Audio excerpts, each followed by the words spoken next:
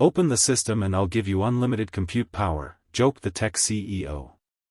But the dropout surprised him. Before we continue, please comment on which country you are watching from. The 60th floor of the Salesforce Tower in San Francisco hummed with tension as Marcus Chen stared at the frozen screen displaying his company's AI system. For 6 hours, his team of the world's most elite machine learning engineers had tried everything: rollbacks, patches, emergency protocols, even flying in the original architects from MIT. Nothing worked. The AI had locked itself into what engineers call a recursive optimization loop, essentially thinking itself into paralysis while trying to process a critical financial algorithm that controlled $8 billion in automated trading decisions. The system would either unlock in the next 90 minutes, or the New York Stock Exchange would halt trading on every company in their portfolio, triggering a cascade that could crash entire market sectors. "Sir, we've exhausted all protocols," announced Dr. Sarah Morrison, the lead AI researcher who commanded a salary that would make most surgeons jealous. Her team of 7 specialists, each with PhDs from Stanford, MIT, and Carnegie Mellon, looked defeated, their multiple monitors displaying nothing but error codes that spiraled into digital infinity. Marcus Chen, 42-year-old founder of Apex Dynamics and one of Silicon Valley's most celebrated success stories, had never felt so powerless. His face had graced the cover of Forbes 3 times. His TED Talk on ethical AI had 40 million views. Yet a system he had helped design was making him look like a fraud in front of his own team. The irony burned. A man who had revolutionized machine learning couldn't communicate with his own creation. Outside his floor-to-ceiling windows, San Francisco Bay glittered in the afternoon sun. Far below, in the cramped apartments and overcrowded libraries of the Tenderloin district, another world existed, one of struggle, rejection, and abandoned dreams. It was a world Marcus rarely acknowledged anymore, though he had once belonged to it, protected now by success that let him forget the harsh realities of technical brilliance without the right credentials. But today, those two worlds were about to collide in the most unexpected way. A young woman was already in the building, driven by desperation and carrying with her an understanding of AI that would challenge everything Marcus thought he knew about intelligence. Jamie Sullivan had been couch-surfing in San Francisco for 14 months, ever since dropping out of San Jose State University when her financial aid dried up. At 23, she had learned to navigate the tech world's underground economy with the resourcefulness of someone who had no safety net. Her coding skills were self-taught, learned through free online courses and countless hours in public libraries.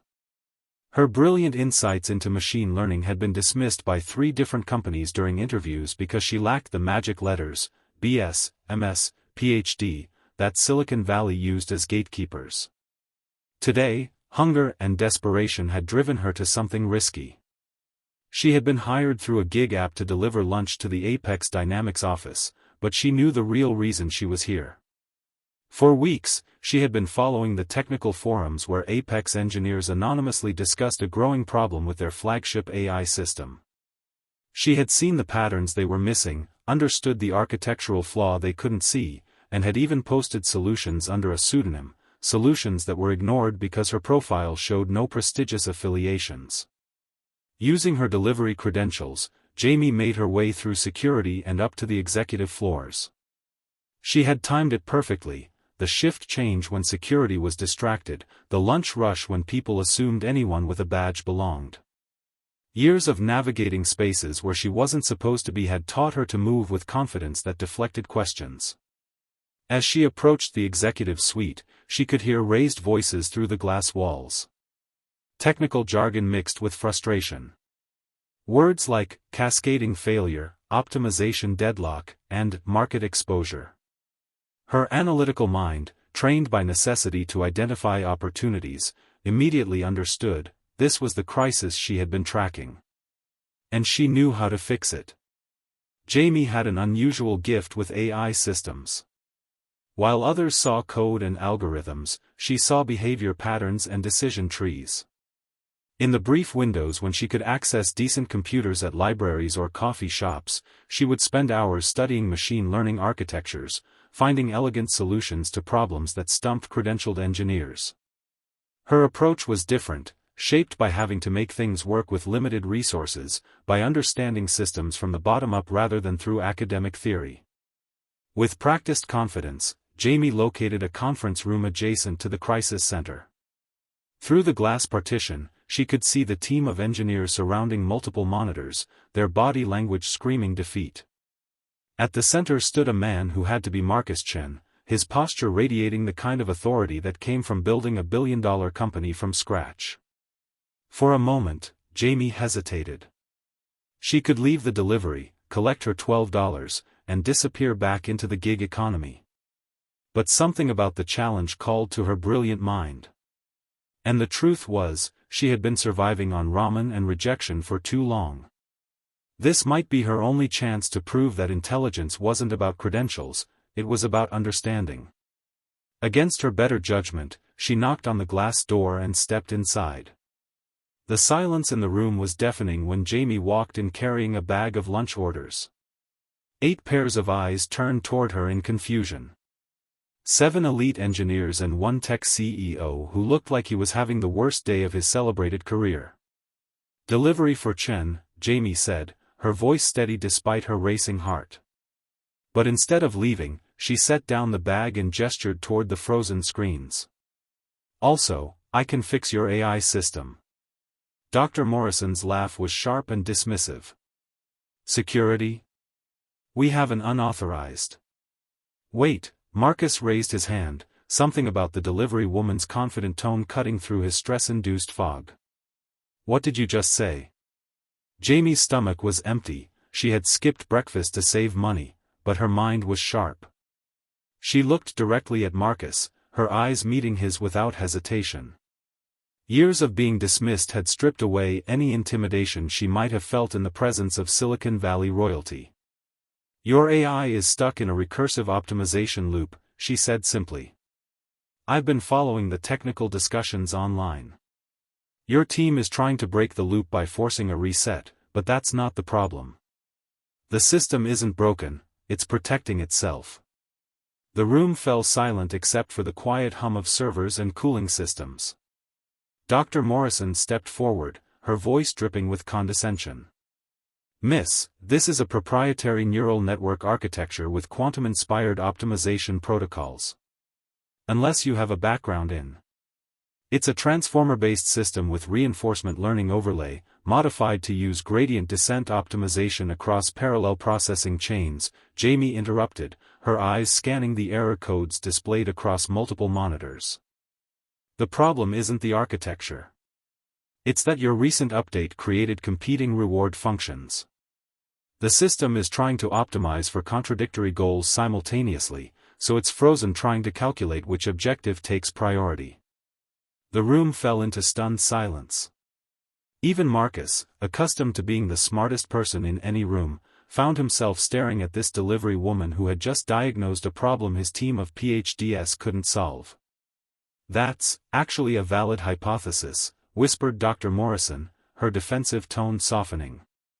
"But how could you possibly know about our recent updates? That information is confidential." Jamie shrugged, her attention still focused on the screens. "I follow AI development forums. Engineers talk when they're stressed, anonymously, but they talk. And I've been working on similar optimization problems on my own time." She paused, her stomach cramping from hunger. "Look, give me access to your system and I'll fix it. Otherwise, you've got about 75 minutes before the NYSE halts trading." The suggestion hung in the air like an impossibility. Dr. Morrison laughed first, joined nervously by 2 of her team members. The idea was absurd, a delivery woman claiming she could solve what 7 elite engineers couldn't.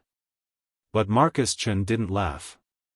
Years of success had taught him to recognize talent in unexpected places, even if he'd recently forgotten that lesson.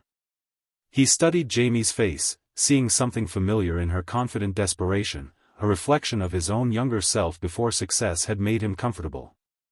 "All right," he said slowly, his voice cutting through the nervous laughter. "If you can fix this system, if you can actually solve what my entire team hasn't been able to in 6 hours, I'll give you a position here. Chief AI Architect. Full equity. Whatever you want. The offer was spontaneous, born from stress and a flash of intuition, but once spoken, it hung in the air like a challenge. A delivery woman with no credentials being offered a position that typically required a PhD and a decade of experience. Jamie looked at him seriously, her hands already moving toward the nearest workstation. I don't want a job offer based on desperation. But I'll take it if it's based on results. Deal, Marcus said, and gestured to his team. Give her access. The atmosphere in the room shifted from dismissive amusement to uncomfortable tension as Jamie approached the main terminal. Dr. Morrison stepped aside reluctantly, her professional pride warring with curiosity. The other engineers formed a semicircle, watching like spectators at an event they didn't quite believe was happening. Jamie ignored the pressure of their attention, her entire focus narrowing to the screens before her. Up close, she could see details the engineers had missed, subtle patterns in how the error codes were evolving, the way certain processes were prioritized over others, the barely perceptible rhythm in the system's resource allocation. The competing reward functions aren't accidental, she murmured, her fingers flying across the keyboard with practiced efficiency. Someone updated the system to optimize for both maximum returns and minimum risk simultaneously. Those are fundamentally contradictory goals in volatile markets. Marcus leaned forward. We implemented new risk protocols after the SEC raised concerns about our trading velocity. But the core profit optimization algorithms were supposed to remain unchanged. Right. But AI systems don't compartmentalize the way humans do, Jamie explained, pulling up layers of code that the team had been too focused on symptoms to examine. When you told it to minimize risk without adjusting the profit expectations, you created an impossible equation. It's like telling someone to run as fast as possible while also walking carefully. The system is stuck trying to calculate how to do both simultaneously. Dr. Morrison's face went pale. That's exactly what would create a recursive optimization failure. The system keeps recalculating because it can't find a solution that satisfies both parameters. Jamie nodded, her attention already shifting to potential solutions. So you don't need to force a reset or override the safety protocols. You need to help the system understand priority hierarchy. Which goal is primary, which is secondary, and under what conditions they can trade off against each other. But the system isn't designed to accept priority hierarchies in its current state, one of the junior engineers said, his voice heavy with defeat. That would require rebuilding the core decision architecture, which would take weeks. You don't rebuild it, Jamie interrupted, her hands moving across multiple windows of code simultaneously. You teach it. AI systems learn from examples, not instructions. You show it scenarios where risk and profit are balanced, let it identify the patterns, and it will create its own priority hierarchy. She began typing rapidly, pulling up historical data from the system's previous successful trading decisions. See? In every case where it performed optimally, there's an implicit priority structure. It accepted certain risks for certain returns, avoided other risks regardless of returns. The patterns are there. The system just can't see them because it's too busy trying to reconcile impossible directives. Marcus watched in growing amazement. Jamie wasn't just solving a technical problem, she was demonstrating an understanding of AI behavior that went beyond code to psychology. She was treating the system like an intelligent entity that needed guidance, not a machine that needed fixing. Where did you learn to think about AI this way? He asked, genuine curiosity replacing his earlier stress. Jamie paused, her hands still moving but her attention briefly shifting to his question. Necessity. When you're trying to learn this stuff without expensive courses or mentors, you have to figure out the underlying principles. You can't just memorize solutions from textbooks, you have to understand why systems behave the way they do. She pulled up a visualization showing the system's decision trees. See how it's spinning? That's not random. It's systematically exploring every possible combination of risk and profit, trying to find the perfect balance. But there is no perfect balance, there are only acceptable trade-offs. So how do you make it accept trade-offs? Dr. Morrison asked, her skepticism transforming into professional engagement. You don't make it. You show it that trade-offs are how optimal solutions actually work in reality. Jamie created a new training subset using the historical data, marking specific decisions with annotations about why they had been successful despite imperfect conditions. The engineers watched as she worked, realizing they were witnessing something remarkable. Jamie wasn't using cutting-edge techniques or complex algorithms. She was using fundamental principles of machine learning applied with an elegance born from having to make things work with limited resources. The problem with having access to infinite computing power and unlimited data, Jamie said as she worked, is that you start thinking in terms of perfect solutions. But AI systems work best when they're optimized for reality, not perfection.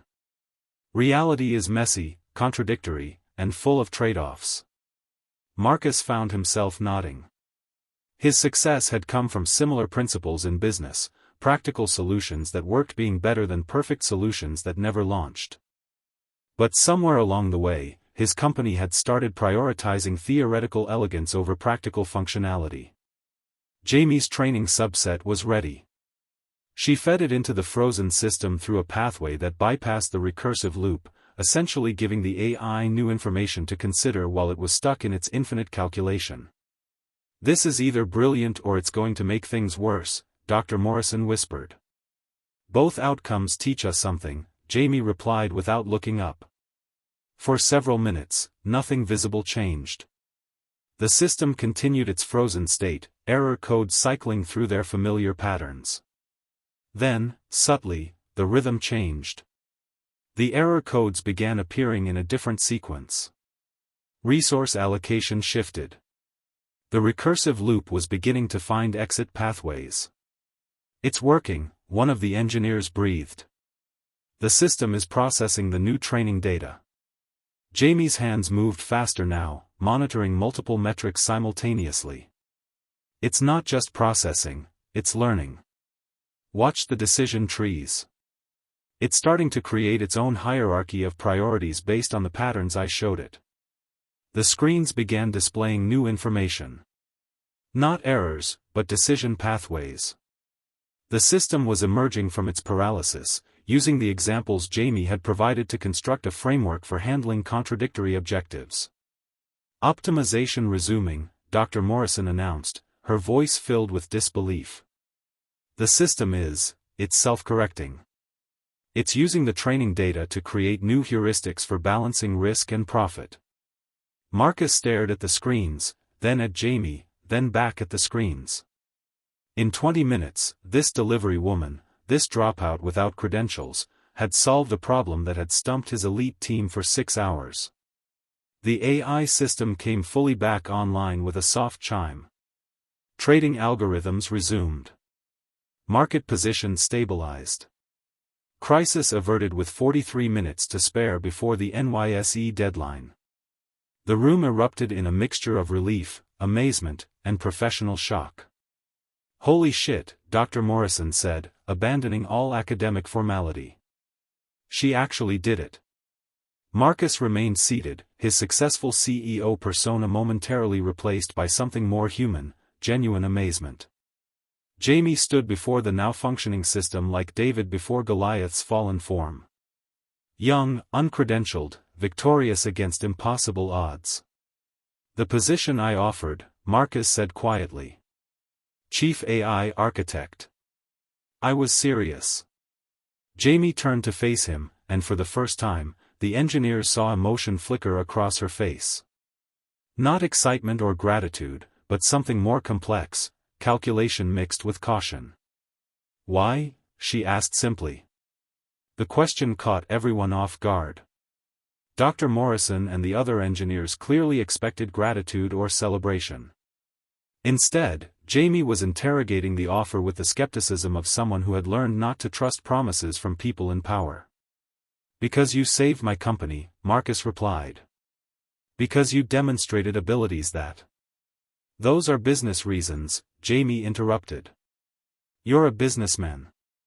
You understand ROI, strategic hiring, talent acquisition.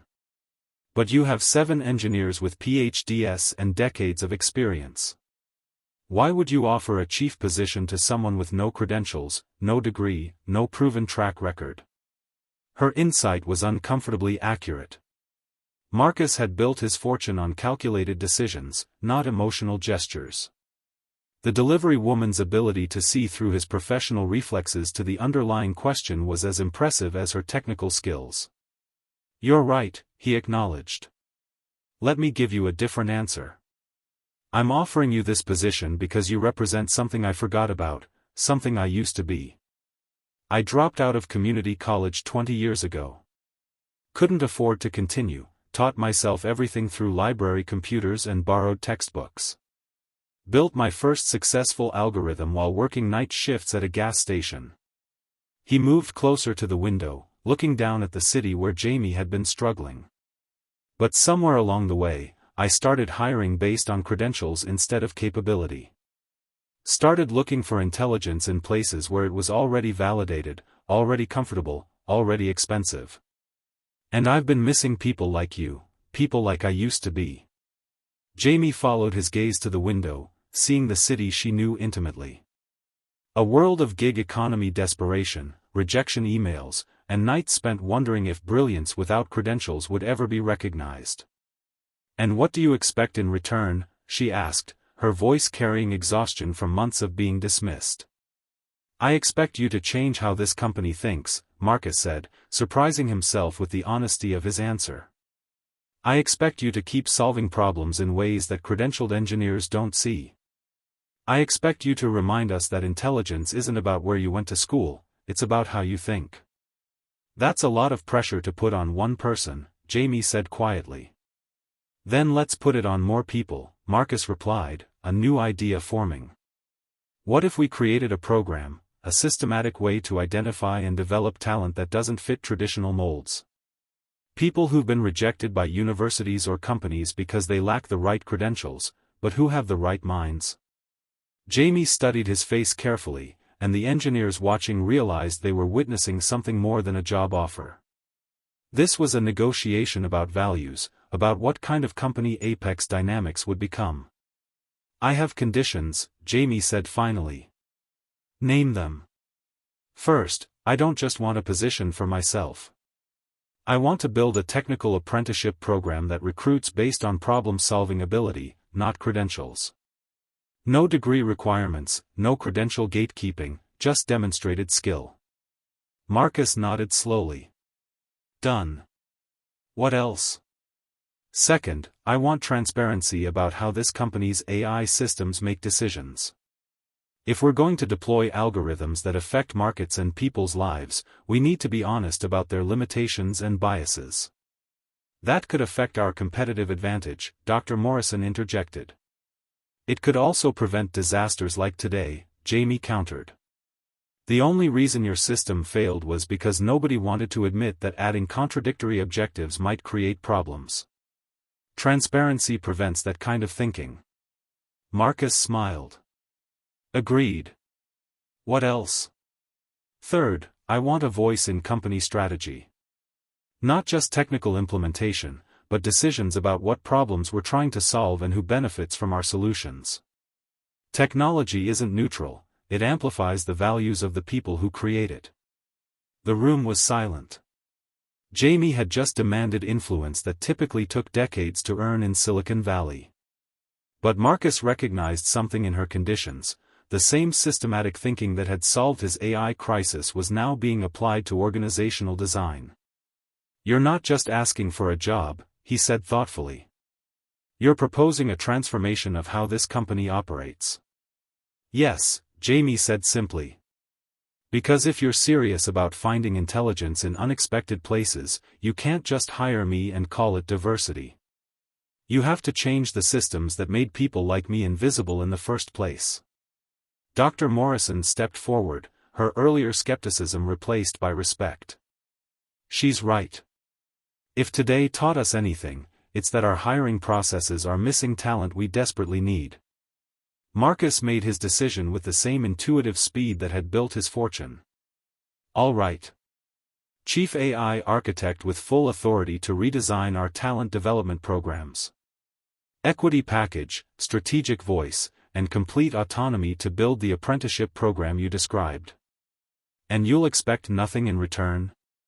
Jamie asked, still cautious. I'll expect you to use your brilliance. Beyond that, the choices are yours. Jamie was quiet for a long moment, her analytical mind processing implications that reached far beyond her personal circumstances. When she finally spoke, her voice carried a maturity born from surviving in a world that had consistently underestimated her. Then let's talk about the details. Because we're not just changing one company, we're challenging how the entire industry thinks about intelligence and opportunity. *** 6 months later *** Jamie stood before a packed auditorium at the Grace Hopper Celebration of Women in Computing, preparing to deliver a keynote that had Silicon Valley buzzing. The irony wasn't lost on her. A year ago, she had been delivering lunches and getting rejection emails. Now, she was addressing some of the most influential technologists in the world. But this moment represented more than personal transformation. The Apex Apprenticeship Program had already identified and trained 312 brilliant engineers who had been rejected by traditional hiring processes. Self-taught programmers, community college dropouts, career changers from non-technical backgrounds, all demonstrating that intelligence was about capability, not credentials. Ladies and gentlemen, Jamie began, her voice carrying the confidence of someone who had earned respect through results. I want to tell you about Marcus Williams, who taught himself machine learning while working as a security guard because he couldn't afford a degree. He's now leading our natural language processing team. About Sofia Rodriguez, who developed our most efficient data compression algorithm despite never finishing high school because she was supporting her family. About James Chen, who revolutionized our testing protocols after being rejected from every computer science program he applied to. The audience was silent, captivated by stories that challenged every assumption they held about where talent originated. These engineers weren't discovered through traditional recruiting at top universities. They were found because we looked in places where others saw only problems, and we recognized solutions where others saw only obstacles. She clicked to a slide showing comparative data that had shocked even skeptics. Apex's apprentice-trained engineers were outperforming their credentialed peers in problem-solving speed, innovative solutions, and collaborative effectiveness. But tonight, I want to address a more fundamental question. What happens when our industry systematically fails to recognize intelligence because it appears without the right credentials or comes from inconvenient circumstances? Statistics appeared on screen. The number of brilliant minds rejected from tech careers due to credential requirements. The correlation between economic circumstances and access to education. The systematic barriers that prevented unconventional talent from being recognized. We lose innovations that could solve our greatest technical challenges. We waste human potential on a scale that should be considered an industry crisis. We perpetuate systems that mistake privilege for ability and credentials for competence. The audience shifted uncomfortably. Jamie had learned to read rooms during her months of advocacy, and she could see her words hitting their intended target, the comfortable assumptions that allowed opportunity inequality to persist. The Apex Apprenticeship Program has proven that technical brilliance exists everywhere, not just in places with prestigious computer science programs. Our apprentices have developed solutions to problems that traditional engineering teams struggled with, precisely because their experiences gave them perspectives that conventional education never could. She paused, letting the implications sink in before delivering the challenge she had come to present. So here's my question for all of you: are you ready to change how your companies hire? Are you prepared to look for intelligence in places where it's been invisible? Are you willing to admit that some of your traditional gatekeeping methods have been blocking exactly the kind of innovative thinking the tech industry needs most? The silence in the auditorium was profound. Jamie had just asked some of the most powerful people in technology to acknowledge that their systems had fundamental flaws. Because if you are, she continued, Apex is ready to share everything we've learned. Our assessment methods for recognizing non-traditional talent. Our training protocols that work with diverse educational backgrounds. Our mentorship structures that support engineers whose brilliance doesn't fit conventional molds. She looked directly at the camera recording her speech, knowing her words would reach far beyond this auditorium. And if you're not ready for that level of change, then ask yourself this: how many more innovations will we lose? How many more brilliant minds will we waste before we finally admit that intelligence isn't a rare commodity confined to elite universities? It's a human capacity that flourishes everywhere, waiting only for recognition and opportunity. The standing ovation lasted 9 minutes. 2 years later, Marcus stood in the newly opened Apex Innovation Lab in Oakland, watching 19-year-old Destiny demonstrate the accessibility interface she had designed using principles learned from helping her disabled grandmother navigate technology. Around them, 89 apprentices from the expanded program were showcasing solutions ranging from energy-efficient data centers to AI systems that actually understood context and nuance. Any regrets? Jamie asked, joining him as they watched a former gig economy driver explain his revolutionary approach to distributed computing to a group of visiting venture capitalists. Marcus smiled. Only that we didn't start this sooner. The numbers told an extraordinary story.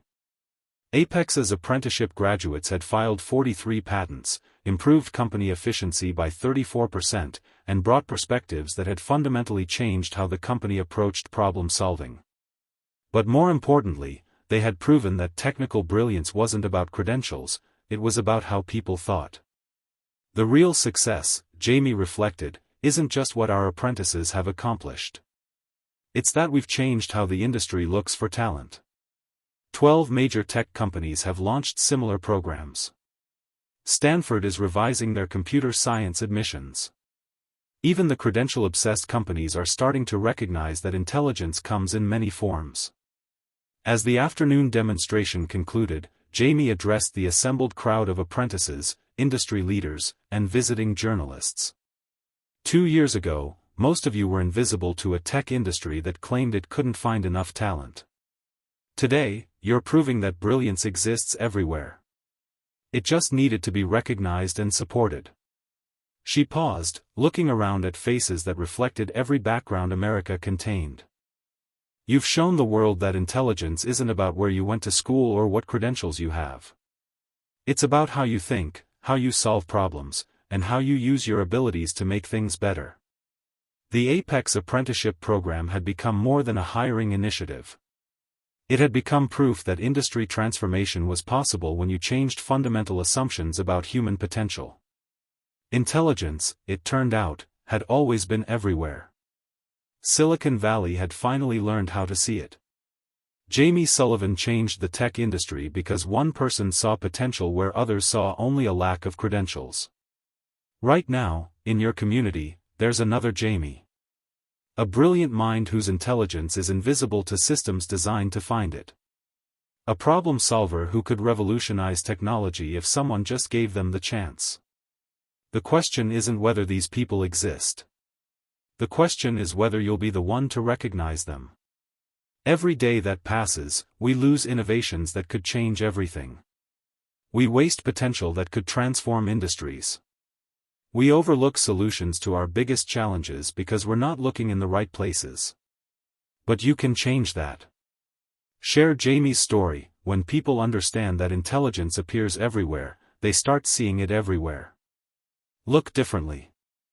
The next time you encounter someone from non-traditional backgrounds, ask yourself, what have they learned to do that universities don't teach? Demand better, push your company to recognize different types of brilliance, not just traditional credentials. Because somewhere in your city tonight, there's a person with the mind to unlock solutions we desperately need. They're waiting for someone to see them, someone to believe in them, someone like you. Don't let the next Jamie remain invisible. Share this story now.